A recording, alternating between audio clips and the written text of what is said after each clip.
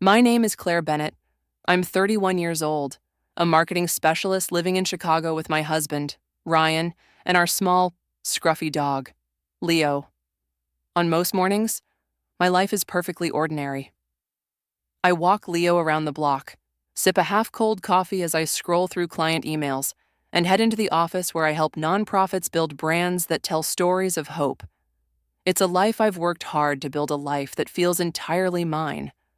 But this morning, everything cracked open.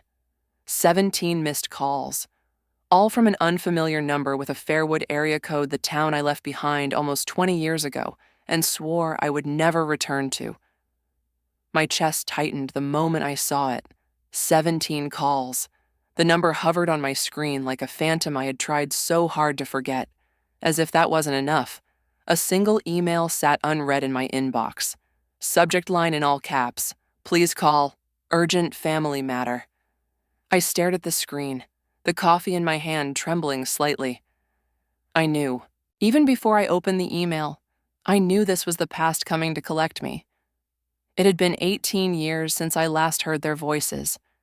18 years since the day my parents drove away from me, literally drove away, leaving me standing at the front gate of Windfall Amusement Park, with nothing but a $10 bill and the echo of my mother's final words. "Let's see if you can make it home on your own." I was 13 years old. For years, I buried that memory under layers of new ones. I rebuilt my life. I found safety with a new family who showed me what love should look like. I changed my last name. I moved across the state. I created distance so thick and permanent that I believed no. I convinced myself that they could never reach me again. But they had found me. And this time, it didn't feel like they were going to quietly let me stay gone. I didn't open the email right away. Instead, I sat in silence, Leo curling up by my feet as if sensing the shift in the air. My mind circled back to that summer afternoon when everything changed. I could still feel the sticky heat, hear the roar of roller coasters, remember the confusion that slowly turned into terror as the minutes passed and my parents didn't return. I had spent hours that day wandering the crowded park, my throat tight, my vision blurry with tears, until a park employee finally noticed me. What followed was a police report, a foster home, and the long, aching journey toward the life I now live. And yet, all it took was a number, a voicemail I hadn't yet dared to play to shatter the walls I had so carefully built. I thought I was free, but the past never really stays buried. The past never really stays buried. I had spent years building walls, crafting a life where they couldn't reach me. But somehow, they always find a crack. And now, as I sat in my kitchen staring at my phone, the weight of everything I had tried to forget came flooding back. I grew up in Fairwood, a town so small you could walk its length in under an hour. To the neighbors, we were the perfect Bennetts. My father, Edward Bennett, the proud owner of Bennett's Appliance Emporium, the largest electronics store in town, and my mother, Sophie, the beloved elementary school teacher who organized charity events and led the church choir. People admired them. They admired our family. But no one ever saw what happened behind our front door. My father's voice could boom with warmth when he sold refrigerators to his loyal customers, but at home, his words were sharp, cold, and impossible to please. My mother, the smiling teacher, was just as dangerous in her silence, always standing behind him, always backing him up no matter how cruel his lesson of the day might be. And then there was Nathan. Nathan was 4 years older than me, the golden child who could do no wrong. He was a star athlete, class president, the kind of kid teachers bragged about at dinner tables. My parents adored him. Every success he achieved was a reflection of their perfect parenting. Every failure of mine, no matter how small, was, according to them, a crack in the perfect image they worked so hard to project. I remember once, when I was 8, my math teacher called home to tell them I had missed a few problems on a quiz. I had scored an 85. I was proud of that. But when my father came home that night, he didn't see effort. He didn't see progress. He only saw that Nathan had never scored less than 98. He waved the paper in front of my face, his lips curling into a thin, disappointed line. 85. What is this? Claire. You think the world rewards mediocrity? My mother didn't console me. She crossed her arms and nodded as if his disappointment was justified.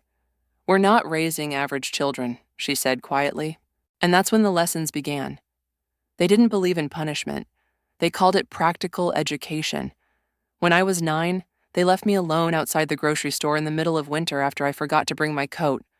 I waited, shivering, for over an hour before they finally returned, telling me maybe now I'd learn to be responsible. When I was 10, they forced me to walk home from school alone 5 miles away because I'd forgotten to say goodbye to my mother that morning. You need to understand consequences, she told me as I stood there, tears burning in my eyes. But Nathan was untouchable. I watched him skip chores, miss curfews, and still get praised. I watched him come home with a scraped knee and be comforted, while I was told to get up, wipe it off, and stop being weak. Even when he made mistakes, they were opportunities to grow. When I stumbled, I was told I was lazy, a disappointment, a burden. By the time I was 12, I had stopped trying to win their approval. I became quiet, careful, invisible. I kept my head down, my hands busy, my heart guarded. I spent hours at the library, burying myself in books where the girls got rescued, where parents said, "I love you," and where home meant safety. But real life didn't work that way. The day everything changed was my 13th birthday. They told me we were going to Windfall Amusement Park in Chicago, a rare family trip. I remember feeling something strange that morning, a flicker of hope. Maybe they were finally going to celebrate me. Maybe I had finally done enough to earn their attention. The car ride was unusually pleasant. My father even let me pick the music. My mother packed my favorite sandwiches. Nathan stayed home because of football practice. It was just the three of us. For the first time in a long time, I believed I belonged. When we arrived at the park, I started to climb out of the car, but my mother caught my arm. "Wait," she said, her tone too sweet to be real. "We have something else in mind." My father handed me a $10 bill. "You're 13 now. Claire, time to show us you can survive on your own. We'll see you back home." I stared at them, frozen. "This is a test," my mother said, smiling like it was some kind of joke. "Find your way back." And just like that, they drove away. I chased after the car, screaming their names until they disappeared into traffic. I stood outside the amusement park gates, clutching the crumpled bill, my heart pounding so loudly it drowned out the noise of the rides and the laughter around me. I was completely, deliberately abandoned. In that moment, I understood. I wasn't their daughter. I was their project, their failure, their lesson. Something they needed to fix or discard, and they chose to discard me. I understood, in that terrible moment outside Windfall Amusement Park, that I wasn't their daughter, I was their discarded lesson. But what I didn't yet realize was just how alone I truly was. For the first hour, I stayed near the entrance, certain they would come back. My father loved his lessons, but surely this one couldn't last long. I sat on a bench, clinging to the thin hope that maybe they had just driven around the block, that maybe they were watching me from a distance, waiting for me to panic so they could sweep in and act like heroes. But the minutes ticked by. Families bustled past me, parents holding their children's hands, kids squealing with delight at the colorful rides. The sound of laughter and music only made the silence around me feel sharper. I searched every car that pulled into the parking lot. None of them were ours. Eventually, I stood up and began to wander the park, gripping the $10 bill like it was a life raft. I didn't have a phone. I didn't know any phone numbers by heart, except the home number, and what good would that do? I didn't have enough money for a cab or even a proper meal. I had no ID, no plan. I told myself to stay calm, to be smart. I spent the next few hours walking through the crowded streets around the park, looking for familiar landmarks, trying to remember the way back to the train station.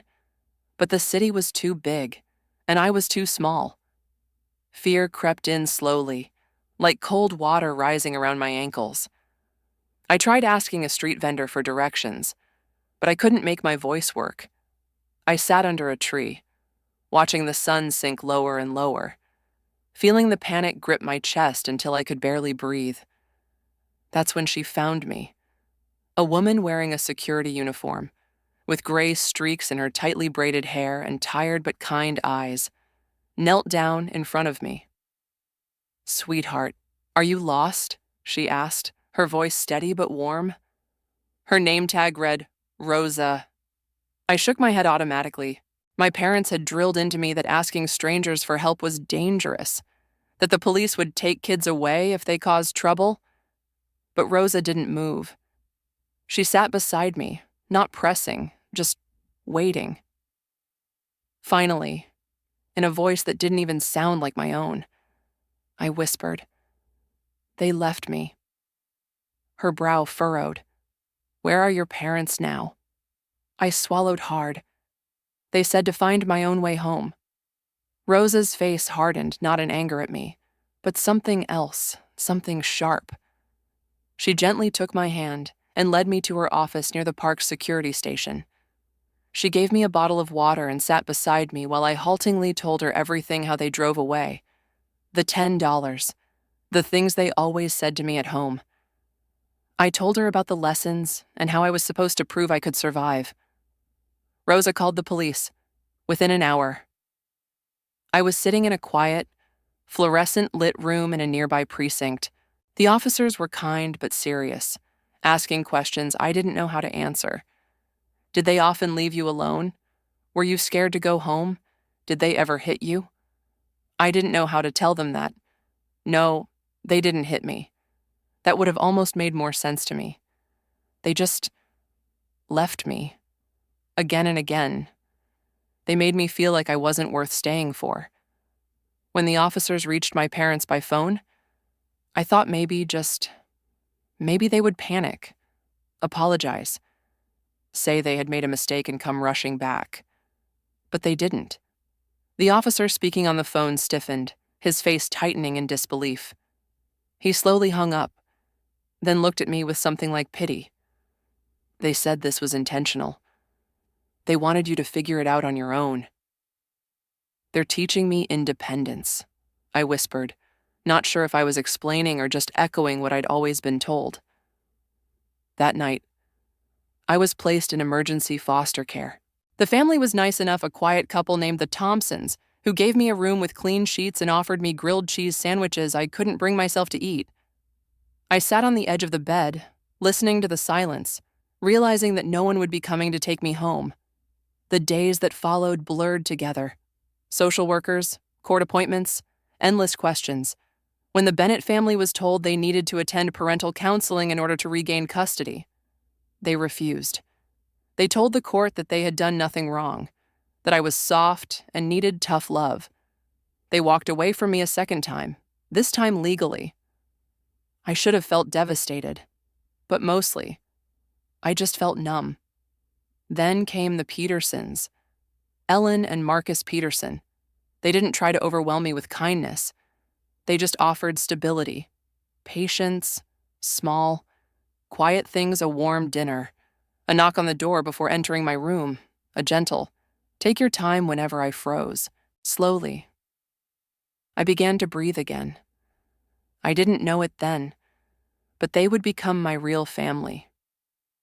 The ones who stayed. The Petersons stayed. That was the first time in my life I realized that love didn't have to be something you earned through perfection or fear. It could be something given freely, something steady, slowly, under their roof. I began to rebuild myself. The first step was changing my name. I asked to legally become Claire Peterson, a name that felt like fresh air, like closing the door on the past. Marcus and Ellen were patient through the process, never pressuring me. But when the judge finally approved the adoption, Ellen's quiet tears told me everything. I belonged.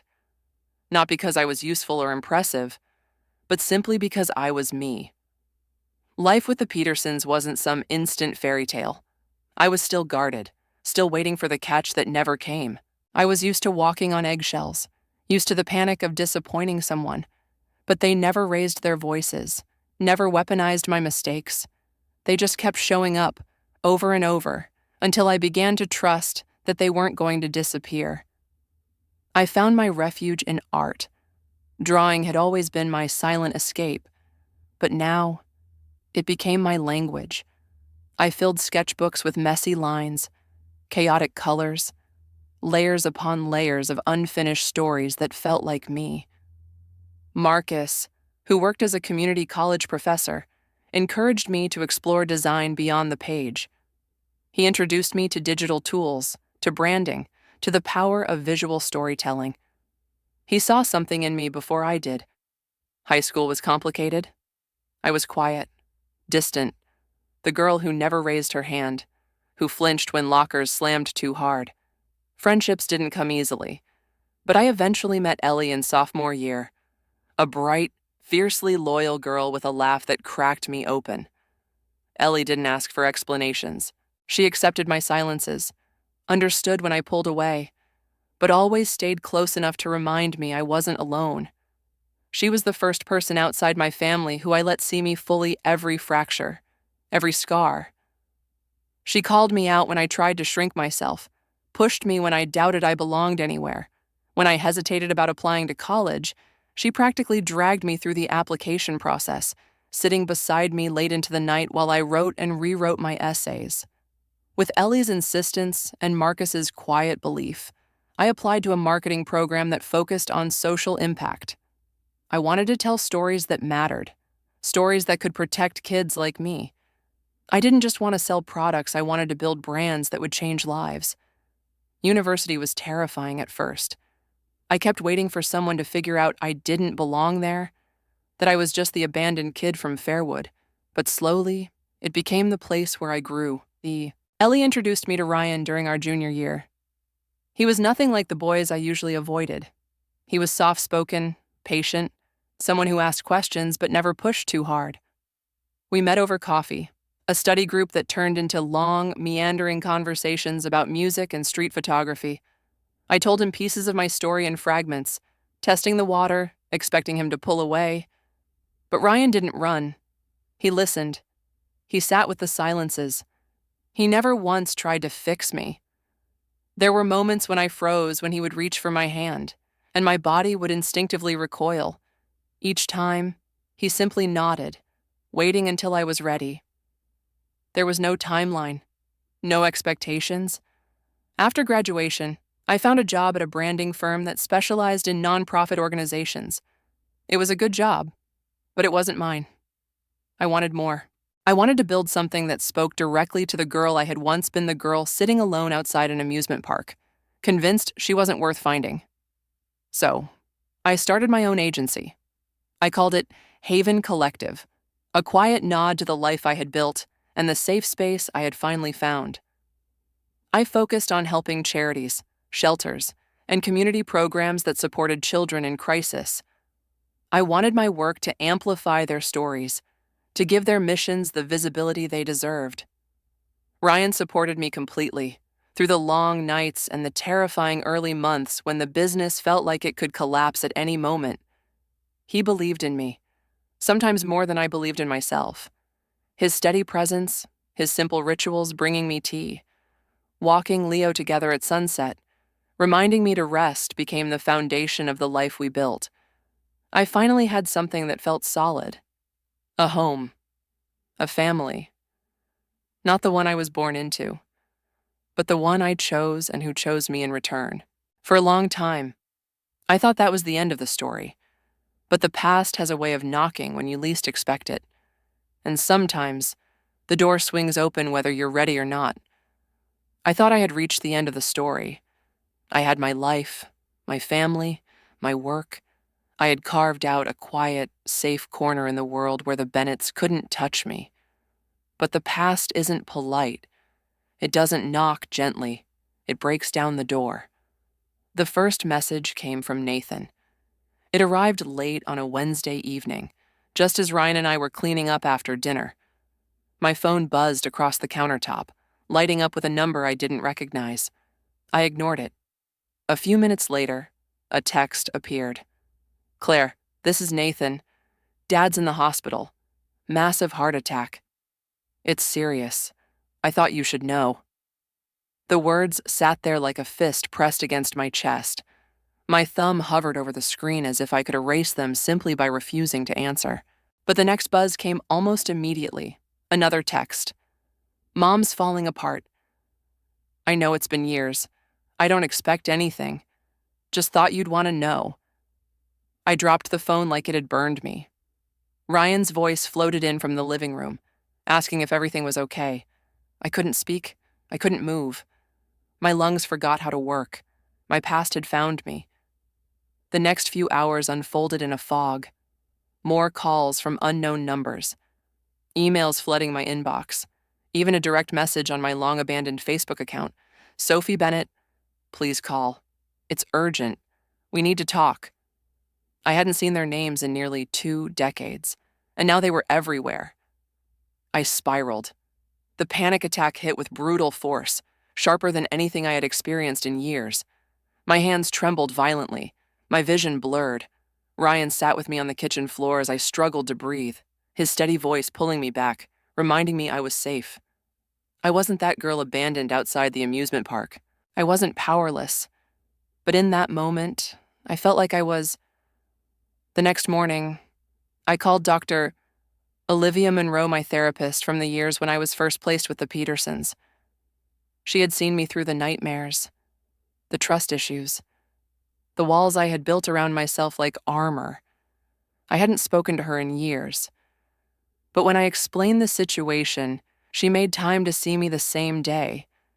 Sitting across from her in that familiar room, I let everything tumble out: the texts, the voicemails, the emails I hadn't answered. I thought I was done with them. I whispered, staring at the floor. I thought I'd made peace with walking away. Dr. Monroe listened quietly, then asked, "Have you made peace, or have you built a life around avoiding them?" Her question landed like a stone in my stomach. I didn't know the answer. Over the next few days, I talked with everyone who mattered: Ryan, Ellie, Marcus, Ellen. I told them about Nathan's message, about my father's condition, about the tidal wave of emotions I couldn't quite name. Each of them said the same thing in their own way. "This is your choice. You owe them nothing."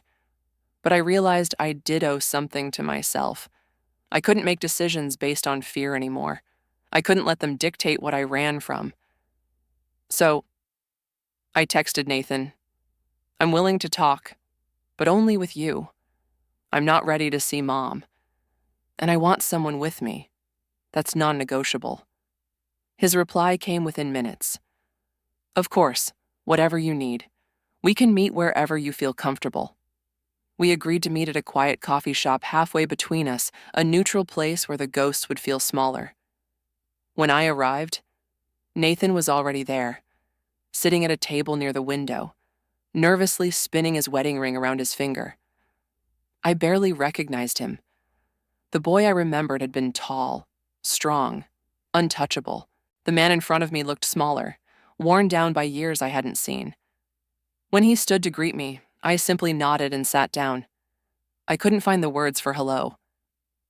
"Thank you for coming," he said, his voice soft. "I'm not here for them." I replied carefully, "I just need the truth." Nathan told me everything. The heart attack had been massive.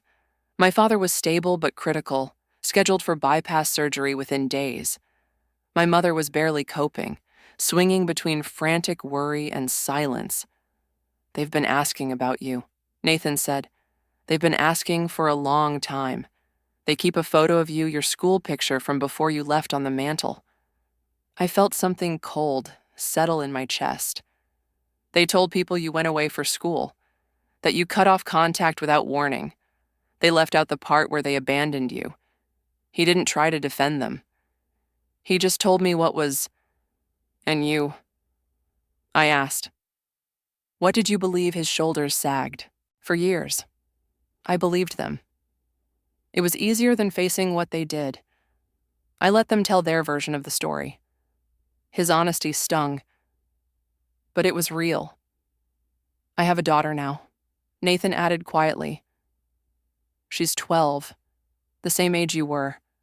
I look at her and I can't imagine ever doing to her what they did to you. His voice cracked on the last word, and for a moment, I saw not my brother, but a father finally understanding. He asked if I would consider visiting Dad in the hospital, even briefly. I didn't answer right away. I went home, sat with Ryan and Leo, sat with the weight of everything. I called Dr. Monroe and asked her to come with me to the hospital when I was ready. I wasn't going to do this for them. I was going to do it for me. I wasn't going to do this for them. I was going to do it for me. That thought stayed with me as I walked through the sterile hospital corridors, each step deliberate, each breath steady. Dr. Monroe walked beside me, her quiet presence anchoring me, reminding me that I wasn't that powerless child anymore. Nathan waited at the entrance of the cardiac ICU. He looked up, relief flickering across his face when he saw me. "Thank you for coming," he said, as if this were some favor I was doing. I didn't respond. I wasn't here to offer comfort. I was here to reclaim something I had lost. "Dad's awake," Nathan added, glancing toward the hallway. "Mom's in the cafeteria. I made sure she wouldn't be here." I nodded. That had been my condition. We stopped outside the room. "Just so you're prepared," Nathan said softly. "He doesn't look like how you remember him." I stepped inside anyway. The man in the hospital bed bore only the faintest resemblance to the figure who once loomed so large in my childhood. Edward Bennett, the man who had taught me that love had to be earned and could just as easily be revoked, was now small, pale, tangled in wires and monitors. His breathing was shallow, his skin sallow, his eyes closed until the sound of our footsteps pulled him back. When his gaze settled on me, his lips parted in a breathless whisper. "Claire." "It's Peterson now," I said evenly. His mouth twitched, perhaps a smile, perhaps regret. "You came?" "I came to look you in the eye," I said, standing firm near the door. "That's all." Silence stretched between us, dense with the weight of unspoken years. He looked older than I expected. Fragile. But I didn't mistake frailty for innocence. I made mistakes. He rasped. Terrible mistakes. I kept my voice steady. "Abandoning your child isn't a mistake. It's a choice." He winced, as if the words themselves pierced him. "I thought I was teaching you something," he whispered, eyes flickering away. "I thought you thought wrong." His throat worked as he swallowed painfully. "I've regretted it. Every day." I felt the apology sitting there on his tongue, but I no longer needed to hear it. It didn't carry the weight it once did. I didn't come for closure from him. I came to remind myself that I was already whole without it. Before I could speak again, the door clicked open behind me. Sophie Bennett. She froze in the doorway, coffee trembling in her hand, her eyes wide with disbelief. "Claire." She breathed. "It's Claire Peterson," I said, unmoved. She took a step toward me, the kind of step that would have once shattered my resolve. "You're so grown up," she said, voice quivering. "You're beautiful." I said nothing. I watched her struggle to find footing in a conversation I had already ended. "We've missed you so much," she continued, her voice cracking. "I've thought about you every day."